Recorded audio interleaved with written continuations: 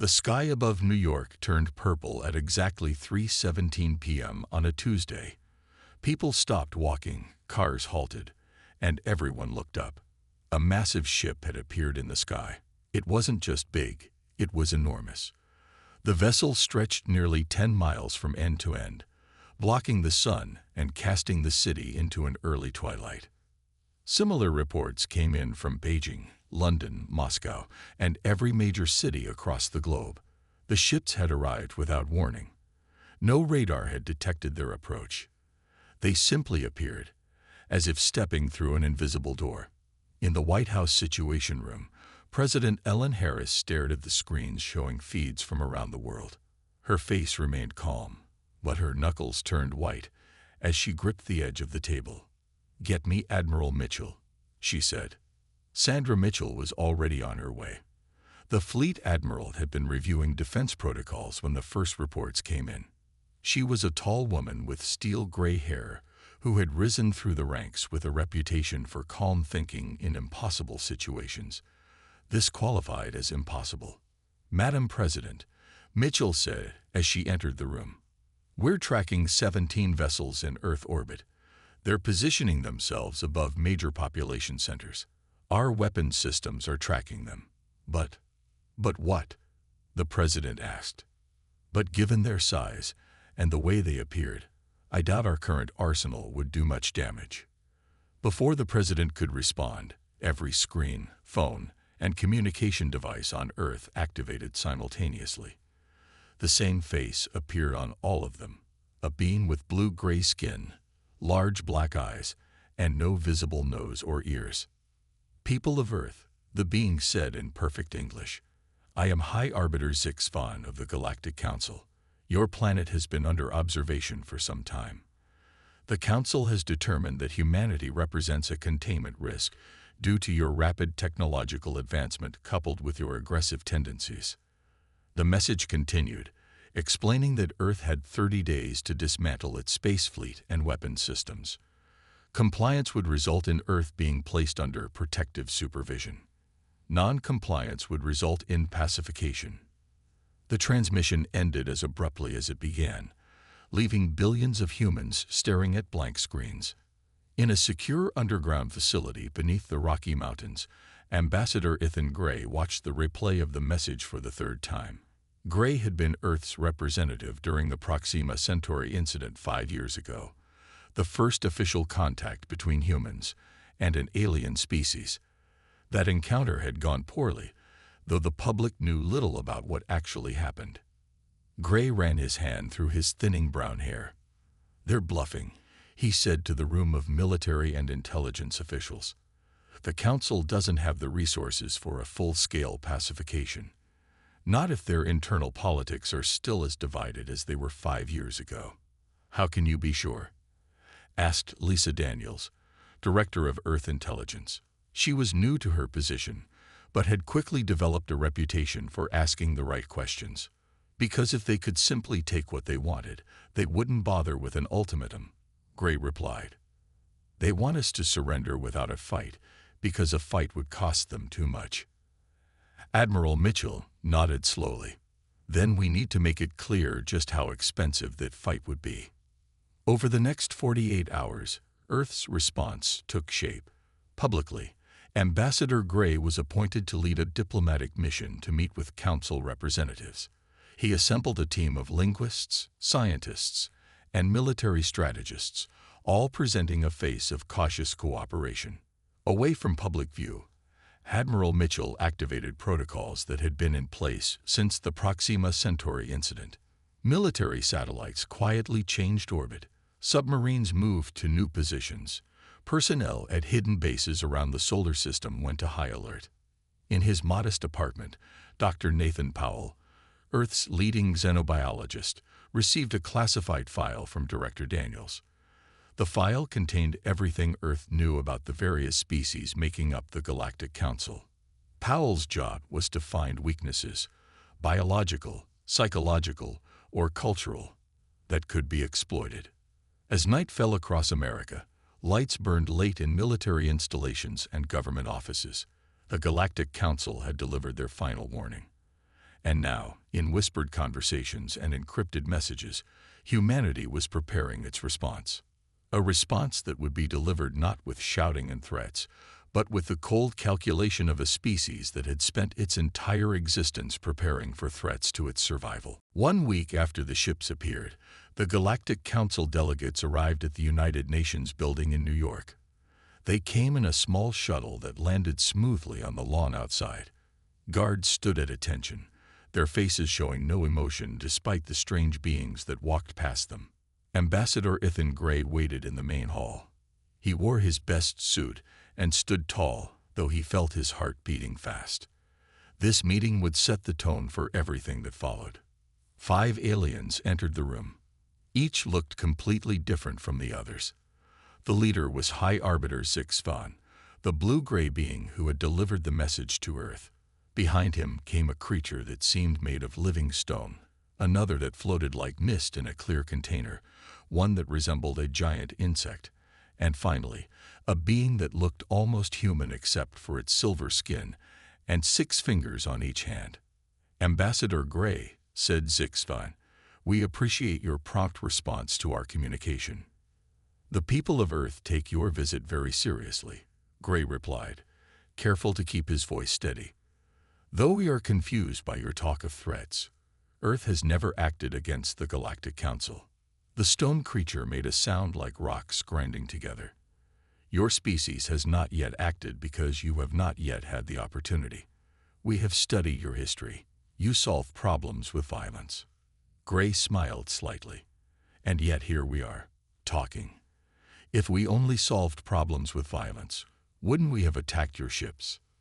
"You would have failed," said the insect-like being, its voice clicking through a translator device. "Perhaps," Gray answered, "but we still chose to talk first. That should tell you something about us." The delegates settled around a large table.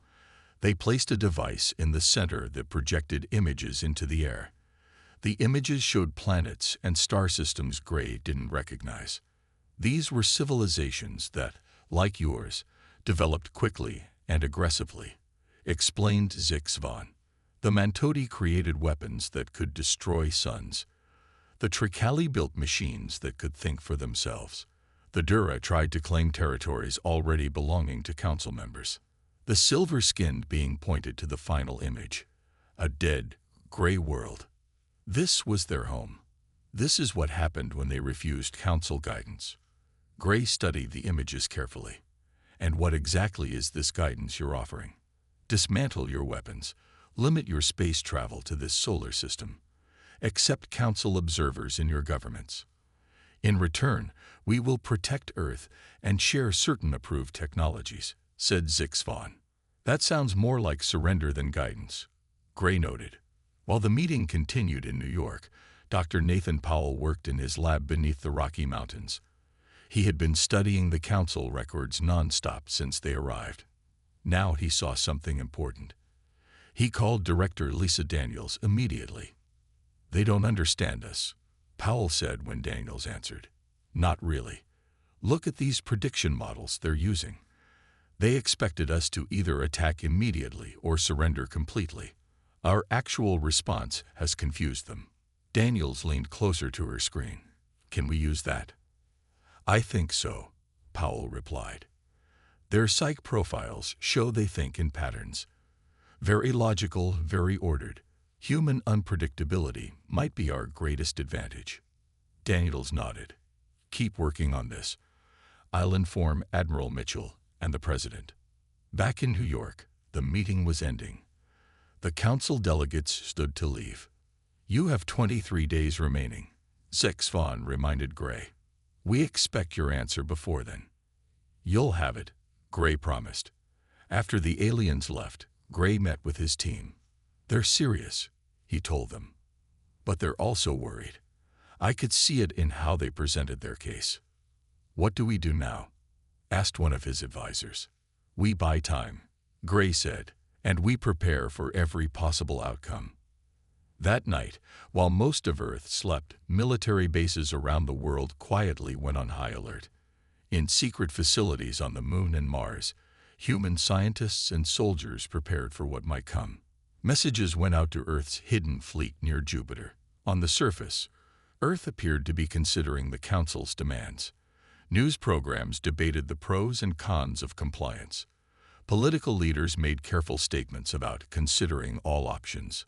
But behind closed doors, humanity was getting ready, not for surrender, not even for direct confrontation, but for something the Galactic Council would never expect. 10 days had passed since the Galactic Council ships first appeared in Earth's skies. On the surface, life tried to return to normal.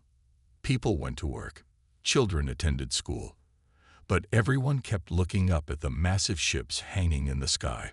In a room deep beneath the Pentagon, President Harris met with the leaders of Russia, China, India, and the European Union. For once, old enemies sat side by side without argument. The threat from above had done what decades of diplomacy could not. "Project Winterborn is ready," said the Russian president, sliding a folder across the table. "We began work after the Proxima Centauri incident, just as you did." President Harris nodded. "As did we all, it seems." She looked around the table. "We've been preparing for this day for 15 years, ever since we detected the first alien signals. None of us trusted that the aliens would be friendly." "And we were right," said the Chinese leader. "The question now is, do we activate Winterborn together?" They voted unanimously. After years of secret development and hidden preparation, Earth's true defenses would finally be revealed. At that same moment, Major Alan Winters led his team onto a secret shuttle at a base hidden in the Rocky Mountains. The shuttle looked ordinary from the outside, but its engines were anything but standard. They used technology reverse-engineered from a crashed alien ship found in Antarctica 20 years ago. "Everyone ready?" Winters asked his team of 6 specialists. They nodded, faces serious. "Good. Our destination is Europa. Travel time, 14 hours instead of the usual months. The Council doesn't know we can move this fast. Let's keep it that way." The shuttle rose silently into the night sky. Its special coating made it invisible to both human and alien detection systems. As it reached orbit, it accelerated to speeds that should have been impossible for human technology. Meanwhile, Dr. Olivia Chase worked in her lab at MIT. She had been studying the Council's communication signals for days. Her eyes were red from lack of sleep, but she refused to stop. Something about the signals bothered her. They seemed too perfect. "That's it," she whispered suddenly. She called Admiral Mitchell directly. "Admiral, I've broken their code. The Council ships aren't just communicating. They're sharing a single network, and I can access it." "What have you found?" Mitchell asked. "They've already decided to attack Earth, regardless of our response," Chase said, her voice shaking slightly. "The ultimatum was just for show. They plan to start their attack in 18 days. Mitchell was silent for a moment. "Send me everything. I'll inform the president." On Europa, Jupiter's icy moon, Major Winters and his team arrived at a hidden base buried beneath the surface. Inside a massive cavern were ships, human ships, but with technology far beyond what was publicly known. 50 vessels, each armed with weapons that could damage even the massive Council ships. "The fleet is ready, Major," said Commander Frank Russell, the base leader. "We've been waiting for the call." "It's coming," Winters assured him. "But first, we need to deploy the QS network."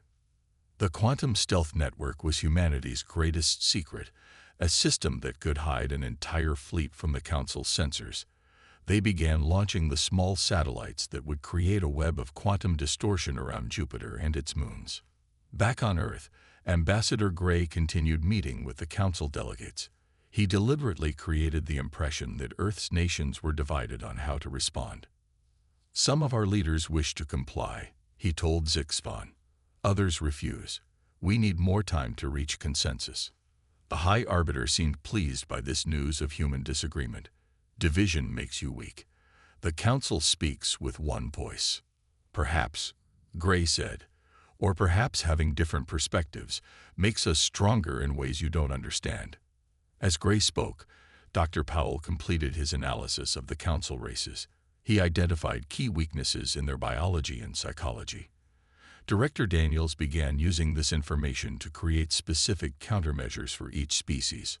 Earth was preparing its response, not with panic or hasty action, but with the cold, careful planning of a species that had spent its entire history surviving against the odds. The Council thought they were dealing with a primitive, divided planet. They were about to learn how wrong they were. Ambassador Gray sat across from High Arbiter Zix Von in the meeting room. It was their 5th meeting in 2 weeks. Gray looked tired and worried, exactly how he wanted to appear. The nations of Earth are still divided, Gray said with a heavy sigh. Some want to accept your terms. Others refuse. We need more time. Zixton's large black eyes narrowed. Time is running out, Ambassador. We have been patient, but our patience has limits. I understand, Gray said, looking down. Perhaps a small show of our good faith would help. We could disable some of our defense systems as a first step. The High Arbiter seemed pleased. That would be wise. Begin with your satellite network. I will suggest this to our leaders immediately, Gray promised. As soon as the meeting ended, Gray sent a coded message to Admiral Mitchell. They took the bait. 3 hours later, the Council made their move. Their ships emitted a pulse that was meant to disable Earth's satellite network. For a moment, communications across the planet flickered.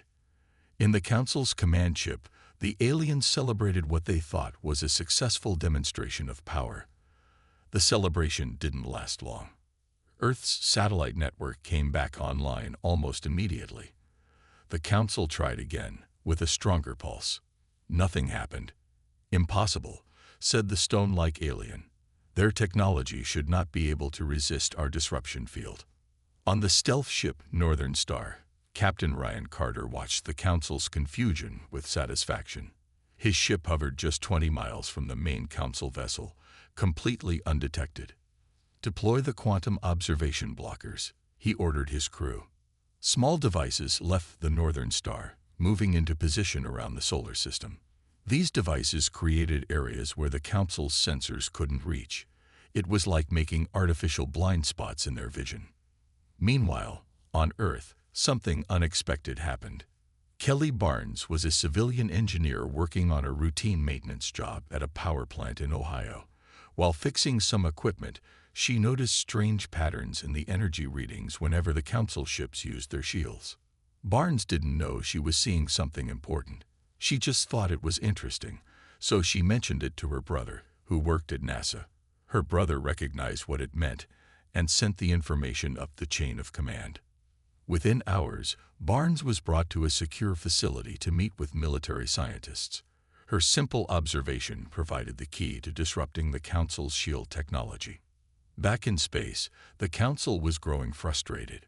High Arbiter Zix Von called for Ambassador Gray. Your satellite network has unexpected protections, Zix Von said. His voice was calm, but Gray could sense his anger. Gray allowed himself to look surprised. You attacked our satellites while we were still in discussions. It was a test, the High Arbiter said, to encourage your people to take our demands seriously. I see, Gray said coldly. I will report this to my government. As Gray left, the insect-like alien spoke to Zix Von. The humans are hiding something. Their technology is more advanced than our reports indicated. Increase surveillance, Zix Von ordered. I want to know what they're planning. But increased surveillance didn't help. The Council's sensors kept finding blind spots where they couldn't see. Their frustration grew. On Europa, Major Winters and Commander Russell prepared the hidden fleet. Each ship was now equipped with the technology Kelly Barnes had helped discover, a way to disrupt the Council's shields. All ships report ready, Russell told Winters. We can launch whenever Earth gives the word. Not yet, Winters replied. First, we need to make sure they're looking in the wrong direction. On Mars, a team of engineers activated powerful energy signatures. To the Council's sensors, it looked like a massive weapons facility was powering up. In reality, it was just equipment designed to create energy readings that would attract attention. The real preparation was happening in the asteroid belt, where Commander Daniel Richards was getting ready to reveal humanity's greatest technological achievement. Ambassador Gray returned to the White House to meet with President Harris and Admiral Mitchell. "The Council is getting impatient," Gray reported. "They tried to disable our satellites as a warning, and discovered they couldn't," Mitchell said with a slight smile. "How did they take that?" "Not well," Gray replied. "I think it's time for the next phase." President Harris nodded. "Proceed." 7 days remained before the Council's deadline. On their main ship, the aliens detected strange energy readings coming from Mars. Their sensors showed power levels rising from what looked like a hidden base on the red planet. "The humans are building weapons," said the silver-skinned alien. "They are preparing to fight instead of surrender." High Arbiter Zix Von studied the readings. "We cannot allow this. Prepare a strike team. Destroy whatever they are building on Mars." 5 Council ships broke away from Earth orbit and headed toward Mars. They moved quickly, expecting to catch the humans by surprise. They didn't know they were being watched. In a hidden command center beneath Washington, D.C., Vice Admiral Julia Torres tracked the Council ships on a special screen. "They took the bait," she said to Admiral Mitchell, who stood beside her. "Operation Decoy is working." Mitchell nodded. "Inform Richards. It's time to activate the gravity systems." In the asteroid belt between Mars and Jupiter, Commander Daniel Richards received the message. He stood inside a facility built into a large asteroid, surrounded by technology that had been developed in secret for over a decade. "Begin the sequence," Richards ordered his team. Outside, hidden among thousands of ordinary asteroids, special devices powered up. These devices could control gravity, something the Council believed was impossible for. The Council ships approached Mars, weapons ready. They fired on the location of the energy readings, expecting to destroy a human weapons facility. Instead, their sensors showed nothing was there except empty buildings and equipment designed to create false energy signatures. At that moment, the gravity devices in the asteroid belt activated. The Council ships suddenly found themselves unable to move, caught in invisible gravity fields that held them in place. "What is happening?" demanded Zixspan when he learned his ships were trapped. "How can the humans control gravity? Our reports said they were at least 50 years away from such technology." On Earth, Admiral Mitchell smiled as she watched the confusion on the Council ships. "Foe's reports were exactly what we wanted them to believe," she said to President Harris. "We've been feeding them false information about our technological capabilities for years." Torres was busy implementing a new command structure for Earth's defense network. Instead of having a few central control points, she spread the command functions across hundreds of locations. This made it impossible for the Council to disable Earth's defenses with a single strike. "The distributed command system is online," Torres reported. "Even if they destroy 90% of our facilities, we can still fight back." Meanwhile, Dr. Powell continued studying the Council species. He discovered something important about their biology. The blue-gray skin of Zixvan's species was extremely sensitive to certain sound frequencies. This information was immediately sent to Earth's defense teams. In New York, Ambassador Gray met with the Council delegates again. The mood was tense. The aliens knew something had gone wrong with their ships near Mars, but tried to hide their concern. "Your time is running out," the stone-like alien reminded Gray. "In 7 days, we will take action if you have not complied." Gray nodded politely.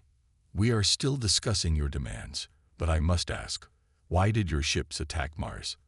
There are research stations there with civilian scientists." The aliens looked surprised that Gray knew about the attack. The High Arbiter recovered quickly. "We detected weapons being built. We took necessary precautions." "I see," Gray said calmly. "But you were mistaken. There were no weapons there." "Our sensors," began the insect-like alien. "We're wrong," Gray finished for him. "Just as you are wrong about many things regarding humanity." For the first time, Gray saw uncertainty in the alien delegates' expressions. They were beginning to realize that humans were not as primitive or helpless as they had believed. In space, the trapped council ships finally broke free from the gravity fields, but only because Commander Richards allowed them to. He could have held them indefinitely, but the point had been made. The ships returned to Earth, moving more cautiously than before. On the main council ship, Zixfon called an emergency meeting. "We may have underestimated the humans," he admitted. "Their technology is more advanced than we thought." "Should we proceed with pacification as planned?" asked the mist-like alien from its container. "Yes," Zixfon decided, "but we must be more careful, and we must strike harder than originally planned." What the council didn't know was that every word of their meeting was being listened to by Dr. Chase through the communication channels she had cracked. Humanity was no longer just responding to the council's moves. They were now several steps ahead. With just 5 days left before the deadline, the Galactic Council decided to take more direct action. Their ships moved into a tight formation around Earth, creating a blockade. No ship would be able to leave or enter Earth's atmosphere without their permission. "We will isolate them completely," Zixfon told the other council members. "Cut them off from their outposts on Mars and the Moon. Then they will have no choice but to surrender." The council ships linked their shield systems, creating a net around the planet. Their sensors watched for any attempt to break through. On the lunar science colony, Dr. Eric Martinez was putting the final touches on a project he had been working on for years. His team had developed a way to move objects using principles of quantum tunneling, essentially allowing ships to pass through solid matter by shifting them partially out of normal space.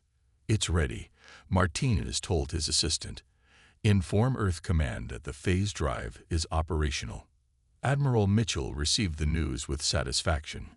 She immediately ordered a test. A small ship called the Pathfinder would attempt to break through the Council's blockade using the phase drive. Captain Susan Reed piloted the Pathfinder herself. She was nervous but determined as she guided the ship upward from a hidden base in Antarctica. The Council ships detected her immediately. "Human vessel, return to the surface or be destroyed," came the warning over her radio. Reed didn't respond. She activated the phase drive as her ship approached the blockade. For a moment, the Pathfinder seemed to become transparent, its edges blurry and undefined. Then it simply passed through the Council ship's shields as if they weren't there. On the Council's main ship, alarms sounded. The aliens watched in disbelief as the small human ship passed through their supposedly impenetrable barrier and continued into space. "Impossible," shouted the stone-like alien. "No species at their level of development should have phase technology." More human ships began to rise from Earth. Some used the phase drive to pass through the blockade. Others used different methods to slip past the Council's defenses. The blockade was failing completely. Ambassador Gray requested an immediate meeting with the Council delegates. This time, he didn't pretend to be worried or uncertain. He arrived with a small team of human officials, all looking confident. "High Arbiter," Gray addressed Zixfon directly, "it seems your blockade is not working as intended." The aliens were visibly agitated. "Your ships are using technology you should not possess," accused the insect-like delegate. "Perhaps your assessment of our capabilities was flawed," Gray suggested. His voice was calm, but had a new edge to it. "I am here to deliver humanity's official response to your ultimatum." The room grew silent. The Council delegates waited, expecting either acceptance of their terms or a declaration of war. Gray gave them neither. "Earth will not dismantle its defenses," he stated, "nor will we attack your forces unprovoked. Instead, we offer a demonstration." Gray nodded to one of his team members, who pressed a button on a small device. Instantly, the environmental systems on the Council's main ship shut down. The air circulation stopped. The gravity fluctuated. For 30 seconds, the mighty vessel was completely helpless. Then everything came back online as if nothing had happened. That was just one of many capabilities we could have used against you from the beginning, Gray explained. We chose not to. We chose restraint. That is something your council should consider carefully. The High Arbiter's blue-gray skin had paled. You threaten us? No, Gray said firmly. I'm informing you that we could have responded with force at any time. We chose diplomacy instead. That is the true measure of civilization, is it not? As Gray and his team left the meeting, the council delegates looked at each other in confusion and growing concern. The humans had not behaved according to any of their predictions. On the observation deck of Earth's largest space station, Admiral Mitchell watched council ships breaking formation, moving away from their blockade positions. They're calling an emergency session, reported Dr. Chase, who was still monitoring their communications. They're divided on what to do next. Some want to attack immediately. Others are arguing for caution. Mitchell nodded. Good. Confusion and division will slow their response. Meanwhile, we continue with the plan. The Admiral looked out at the stars beyond the council ships. Soon, those stars would witness the next phase of humanity's response. A response that had been years in the making, waiting for this very moment. The Galactic Council's emergency session lasted for hours. Their massive ship hummed with tense energy as the representatives from 200 alien species argued about what to do with Earth. We must attack now with our full force, insisted the stone-like alien, slamming its rocky fist on the table. The humans have revealed they are more dangerous than we thought. But attacking could be exactly what they want, countered the silver-skinned representative. Remember what happened at Mars? That was a trap. High Arbiter Zix Von listened to all sides, his large black eyes moving from speaker to speaker. For the first time in his long career, he felt uncertain. Something about this situation felt wrong. High Arbiter, said a small green alien who had been quiet until now. This was Krell, representative of the Vrexel species. May I speak? Zix Von nodded permission. Our initial assessment of human technology came from our deep space monitoring. Krell reminded everyone. My species provided much of that data. Yes, and it was clearly wrong, growled the stone alien. Or it was deliberately misleading, Zix Von said slowly, studying Krell with new suspicion. The Vrexel have mining interests in the solar system, do they not? Krell shifted uncomfortably. We have some small operations in the outer asteroid belt, yes. Operations that would be threatened if humans expanded further into space, Zix Von realized. Did your people manipulate our data to encourage us to contain humanity? Before Krell could answer, an alarm sounded throughout the ship. The Council's sensors had detected something impossible. Their scout ships in the Andromeda Galaxy, over 2 million light-years away, were being tracked by Earth. On Earth, Professor Samantha Hayes stood in a special facility under the Atlantic Ocean. Around her, powerful computers processed data from the Quantum Beacon Network, humanity's greatest scientific achievement. This network could detect and track ships even when they traveled faster than light, something the Council had believed was impossible. We're tracking all 342 Council vessels across the galaxy, Hayes reported to Admiral Mitchell, who watched from a screen. None of them can move without us knowing. Mitchell nodded. Good. Position our fleet using this data. Earth's hidden fleet, commanded by Major Winters, moved into defensive positions throughout the solar system. Each ship was now equipped with shields that could withstand Council weapons and weapons that could penetrate Council defenses. When the Council sent scout ships to check Earth's outer defenses, they were shocked to find human vessels already waiting for them at every location. It was as if the humans could predict their every move. They are tracking our ships even in FTL travel, the mist-like alien reported in horror. This should not be possible for their level of technology. High Arbiter Zix Von turned to Krell. You told us they were decades away from quantum detection capabilities. You said they were barely able to reach their own moon without our noticing. Krell had no answer. The evidence of Vrexel deception was becoming clear to all council members. On the main council ship, sensors detected a large human fleet emerging from hiding near Jupiter. The fleet didn't approach or attack. It simply formed a defensive position that would make any attack on Earth extremely costly. They could have struck at any time, realized the silver-skinned alien. They knew where all our ships were. They could hit us when we were vulnerable. But they didn't, Zix Von said thoughtfully. They chose restraint. Ambassador Gray requested another meeting with the council. This time, when he arrived, the aliens treated him with new respect. Your fleet is impressive, Ambassador, said Zix Von. But the council still has far more ships across the galaxy. We know, Gray replied calmly. We are tracking all of them. To prove his point, Gray handed the High Arbiter a data pad showing the exact locations of council ships in distant star systems, information Earth should have no way of knowing. How is this possible? Asked the insect-like alien. Humanity has been preparing for this moment for longer than you realize, Gray explained. We detected your signals decades ago. We knew we weren't alone, and we knew we needed to be ready. The council delegates looked at each other, their earlier confidence completely gone.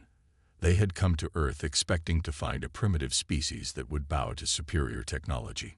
Instead, they had found equals who had simply been waiting patiently for the right moment to reveal their true capabilities. And they still hadn't seen humanity's full power. The final meeting between humanity and the Galactic Council took place 3 days before the original deadline. This time, it was held on neutral ground, an orbital station positioned between Earth and the Moon. Ambassador Gray arrived with a small team that included Admiral Mitchell, Dr. Powell, and Director Daniels. They carried with them several data devices, but no visible weapons. The council delegates seemed tense as they entered the meeting room. High Arbiter Zix Von led them, his blue-gray skin looking paler than before. We have reviewed our position regarding Earth, Zix Von began formally. In light of recent developments, we are prepared to extend our deadline and discuss new terms. Gray smiled slightly. That won't be necessary, High Arbiter. We're not here to negotiate a delay. We're here to present our terms. The alien delegates looked at each other in surprise. The humans were speaking as equals, not as a species facing containment. Gray nodded to Director Daniels, who activated a display screen. On it appeared detailed files about each council member species, their biology, psychology, culture, and most importantly, their secrets. This is information about the Duranites, Gray said, pointing to a file about the stone-like aliens, including details about their secret mining operations in the restricted Proxima system. He moved to another file, and this contains the private agreements between the Mist Collective and the Vrexel, where they plan to divide Earth's resources after our pacification. One by one, Gray revealed secrets that the Council had believed were completely hidden. Every backdoor deal, every hidden agenda was suddenly exposed. How did you get this information? Demanded the insect-like alien, its voice clicking rapidly in distress. We've been watching you for decades, Admiral Mitchell explained. Long before you knew we were watching. Our quantum observation network doesn't just track ships, it gathers data. Lots of data. Dr. Powell stepped forward. We studied every species in the Council. We learned your languages, your biology, your thinking patterns. We prepared for every possible scenario. The Council delegates sat in stunned silence as they realized the full extent of humanity's intelligence gathering. They had completely underestimated this species from the beginning. What are your terms? Zix Von finally asked, his voice quiet. Gray's expression remained calm and professional. Earth has no interest in joining the Galactic Council at this time. We simply want recognition as a sovereign system with full non-interference rights. And if we refuse? Asked the silver-skinned alien. Instead of answering directly, Gray pointed to a small device on the table. This contains the access codes to your entire communication network. We could send every secret we've discovered to all species in the galaxy simultaneously. It wasn't a threat delivered with anger or force. It was stated as a simple fact, which somehow made. Zixvan looked at the human delegation with new understanding. You never needed our approval. You could have defended yourselves from the beginning. Yes, Gray agreed, but we wanted to understand you first. War is easy. Peace requires more effort. After a short discussion among themselves, the Council accepted humanity's terms. They would recognize Earth as a sovereign system and remove their ships from Earth's space. As the Council delegates prepared to leave, Zixvan approached Gray privately. We came here believing we were superior beings offering guidance to primitives. We were wrong. That's the thing about humanity, Gray replied. We're very good at being underestimated. When the Council ships departed Earth's orbit the next day, people around the world celebrated. On an orbital defense platform, Commander William Parker stood with Admiral Mitchell, watching the alien vessels shrink into the distance. They came expecting to find barbarians cowering before their technology, Parker remarked. Instead, they found equals who had simply been waiting patiently for the right moment to show their hand. Mitchell nodded, and we didn't have to fire a single shot to win. That was humanity's true victory, not military might, but strategic patience and intelligence.